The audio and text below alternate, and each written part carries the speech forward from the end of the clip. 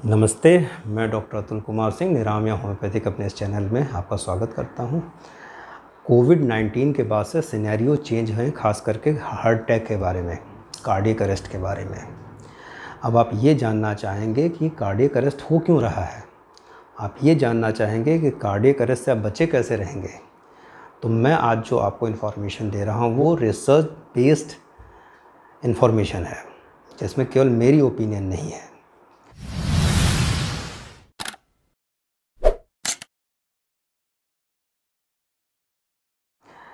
Most of the cases में आज की डेट में जॉर्ज हॉपकिंस यूनिवर्सिटी जो है वो बताती है कि जो लोग माइल्ड कोविड से भी सफ़र किए थे उनमें 60% केसेस में माइल्ड, माइनर या सीवियर हार्ट इन्वॉल्वमेंट है, टिपिकली इन द मसल्स में, मायोकार्डियल मसल्स में।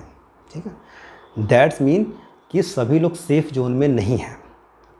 फिर बात आती है कि वैक्सीनेशन से क्या हुआ, इन्फेक्शन से क्या हुआ। तो एक समय आया जो सबसे ऑथेंटिक साइड है जो इसके बारे में इंफॉर्मेशन है, that is the CDC US government की सबसे ऑथेंटिक साइड है जो डिजीज़ कंट्रोल्स के बारे में अपना सुपरविज़न करती है। 8 अप्रैल 2022 को उन्होंने एक क्या कहते हैं पेपर सबमिट किया, जिसमें उन्होंने ये लिखा था कि मैसेंजर RNA बेस्ड जो वैक्सीन थी दैट आर ऑल्सो डाउटफुल, क्योंकि इसीलिए बीच में एक समय था जिसमें से कुछ वैक्सीनेशन को बैन कर दिया गया था। फिर बाद में डॉक्यूमेंट सबमिशन हुआ और आफ्टर दिन फिर उसको दोबारा परमिशन मिली। इन्फेक्शन तो सबको हुआ, ये आपको भी मालूम है, किसी को माइनर हुआ, किसी को माइल्ड हुआ, किसी को सीवियर हुआ। और वो लोग जो ज़्यादा क्रिटिकली इल थे और ज़्यादा दिनों तक हॉस्पिटलाइज थे उनमें भी ये इन्वॉल्वमेंट ज़्यादा पाया जा रहा है। तो 3 रिस्क जोन हो गए। पहला रिस्क जोन ये हो गया कि जो लोग कोविड से इन्फेक्टेड हुए किसी भी तरह, माइल्ड, मॉडरेट, सीवियर। दूसरा ये हो गया कि जो लोग मैसेंजर RNA बेस्ड वैक्सीन लिए, it is also in consideration. And third one ये हुआ कि जो लंबे दिनों तक कोविड के ट्रीटमेंट में रहे, यानी longer duration of the treatment रहा। इन तीनों लोगों में पाया जा रहा है कि इनकी जो कोविड के बाद की कॉम्प्लिकेशन, उसमें इनकी जो कार्डियक मसल होते हैं उसमें कुछ इन्वॉल्वमेंट हो रहा है। अचानक आपने देखा होगा कि जिम करते करते आदमी मायोकार्डियल इन्वॉल्वमेंट में आ गया, निपट गया, क्रिकेट खेलते खेलते चला गया और उसके बाद वॉक करते करते चला गया। अब समझिएगा कि रिस्क फैक्टर क्या है, कौन से लोग जा रहे हैं। पता चले एक आदमी की कोई मेडिकल हिस्ट्री है नहीं और सडनली वो निपट जा रहा है। हो कैसे रहा है ये? Obesity, post covid complication, diabetes या अदर सिस्टमिक इलनेस और हाइपरटेंशन।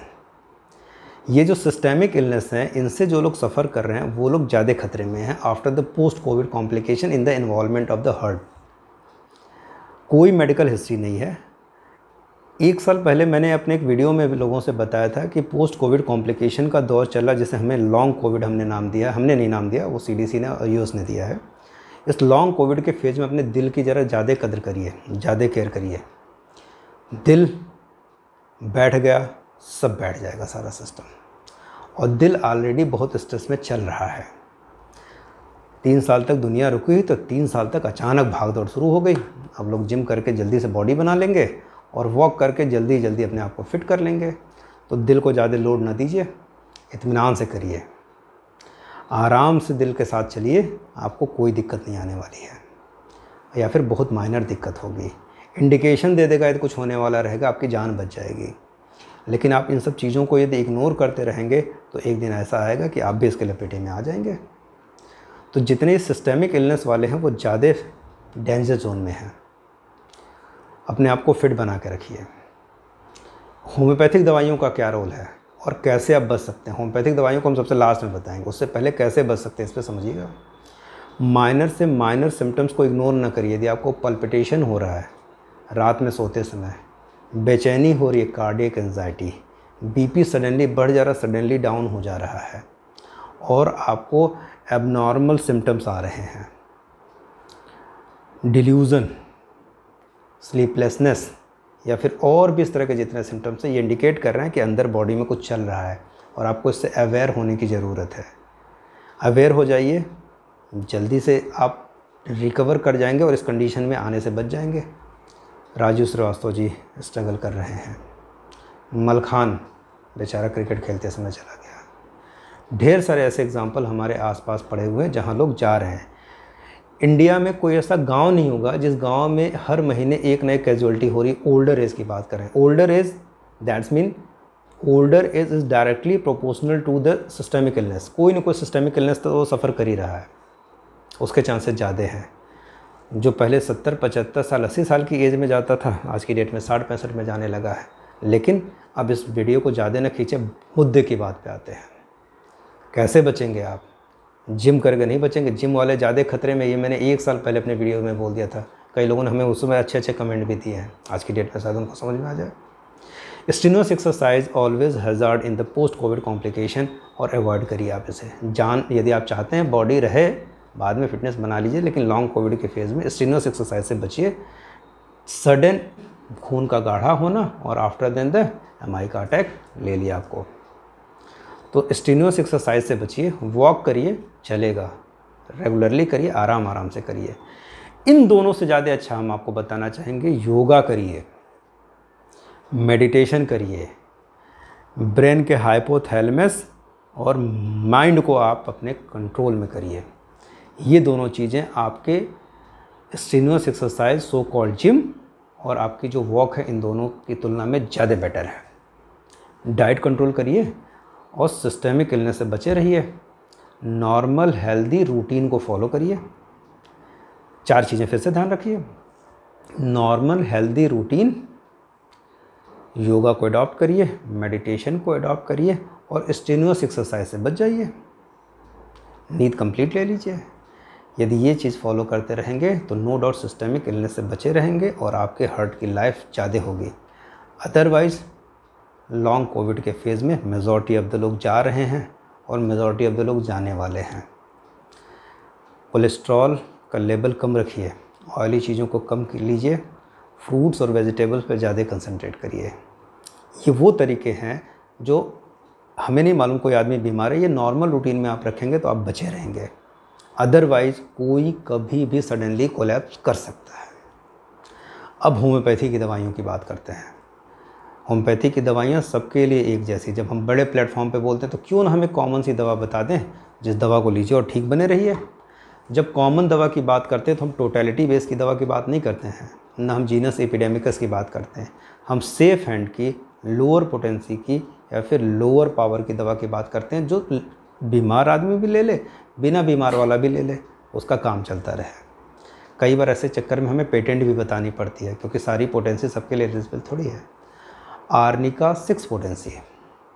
आर्निका 6 में यदि आप 10 बूंद सुबह दोपहर शाम 1 चम्मच प्रिकॉशनरी तौर पे ले लीजिए। आप जिस तरह से एक एप्पल खाते हैं और बाकी सारे तरीके प्रोडक्ट ले रहे हैं और सो कॉल्ड क्या कहते हैं सप्लीमेंट्स ले रहे हैं, उसकी जगह आप आर्निका 6 भी ले लीजिए साथ में, कोई नुकसान नहीं करने वाली है आपको। आर्निका 6 पोटेंसी ये क्या करेगी, सडन एमाइक इन्फ्रॉक्ट जो बनते हैं, सडनली इन्फ्रॉक्ट बनते हैं और जाके जो कोरोनरी आर्टरीज होती हैं उसमें ब्लॉक कर दिए। जहाँ ब्लॉकेज हो गया, आगे की सप्लाई बंद, इस्चेमिक इंजरी शुरू हो जाएगी, हार्ट अटैक आ जाएगा। तो आर्निका 6 क्या करती है कि उस इन्फ्रॉक्ट को बनने नहीं देती है, और यदि माइन्यूट फॉर्म बनते हैं तो उसे डिज़ोल्व कर देती है। 30 मत लीजिएगा, 200 मत लीजिएगा। आर्निका 6 10 बूंद सुबह दोपहर शाम 1 चम्मच पानी में, खास करके जिनके यहाँ बुज़ुर्ग हैं। और दूसरी दवा, एक पेटेंट का नाम बता रहा हूँ, पेटेंट का नाम नॉर्मली मैं नहीं बताता हूँ, लेकिन फिर भी यदि पेटेंट का नाम बता रहा हूँ ताकि मेजॉरिटी ऑफ द लोग ले लें और बच जाए, that is the Tony card या फिर एसेंसिया ऑरा। उसकी भी 10 बूंद आप 1 चम्मच पानी में, चाहे थोड़े से पानी में सुबह दोपहर शाम दिलवा दीजिए। ये दोनों दवाइयाँ सेफ हैंड की दवा है। पोस्ट कोविड कॉम्प्लिकेशन में यदि आप कार्डियक अरेस्ट से बचना चाहते हैं और हार्ट की वजह से अपना जान नहीं गंवाना चाहते, ये 2 दवाइयाँ सेफ हैंड में ले लीजिए। जिस तरह बाकी आप खाना खा रहे हैं, ऑफिस कर रहे हैं, उसी के साथ इसको भी ले लीजिए। नहीं दिन में 3 बार ले पा रहे हैं, 2 बार ले लीजिए भाई, सुबह शाम ले लीजिए 10-10 बूंद चलेगा, लेकिन 2 बार ले लीजिए।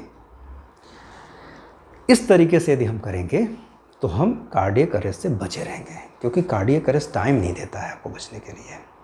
फेफड़े तो गनीमत है, इन्वॉल्व हैं, जिनको फाइब्रोसिस हो गए उनके साथ चल रहा है, लेकिन फिर भी इतनी थ्रेड वाली कंडीशन नहीं है। जान वाली कंडीशन अभी नहीं है, वो दौर चला गया। एक्यूट इन्फेक्शन में फेफड़े पहले इन्वॉल्व है। अभी जो क्रॉनिक इन्फ्लेमेटरी कंडीशन चल रहा है, ठीक है, मल्टी सिस्टेमिक इन्फ्लेमेटरी सिंड्रोम जिसे नाम दिया गया है, तो इसके लिए आप कॉन्शियस रहिए और रूटीन को फॉलो करिए, योगा को फॉलो करिए, प्राणायाम को फॉलो करिए। आजकल की डेट में ढेर सारे लोग कमेंट करके हमसे पूछते हैं, डॉक्टर साहब योगा के लिए अचानक आप जग गए क्यों? क्योंकि ये बात समझ में आने लगती है कि yoga is a very important thing, जिसमें आपको कुछ भी ज़्यादा नहीं करना पड़ता। आप घर में बैठ के कर सकते हैं, बारिश में कर सकते हैं, कहीं भी कर सकते हैं। और दूसरी जो सबसे इम्पॉर्टेंट चीज़, इन 2 होम्योपैथिक दवाइयों को ले लीजिए, आपका काम बन जाएगा। Thank you very much. मैं डॉक्टर अतुल कुमार सिंह, निरामय होम्योपैथी।